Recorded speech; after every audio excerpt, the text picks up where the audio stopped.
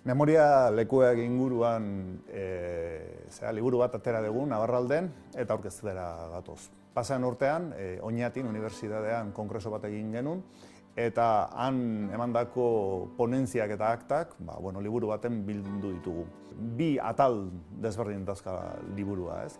Alde batetik, kontzeptua bera, eta bigarrena, memoria toki horiek zehatzak, zeintzuk izan diren behintzat ezagunenak, pixka jorratzea. Kontzeptu bezala, memoria lekuak dira historiaren eszenatokiak. Eszenatoki hauek nolabait kontatzen duten hor zer gertatu den, eta zentzu hortan transmisiorako eta memoriarako eszenatoki eta toki bereziak izaten direla.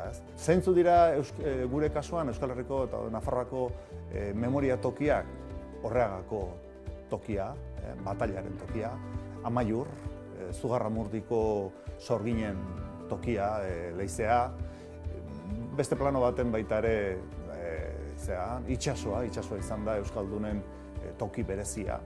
Eta guzti horien ponentziak bildu ditugu liburu honetan.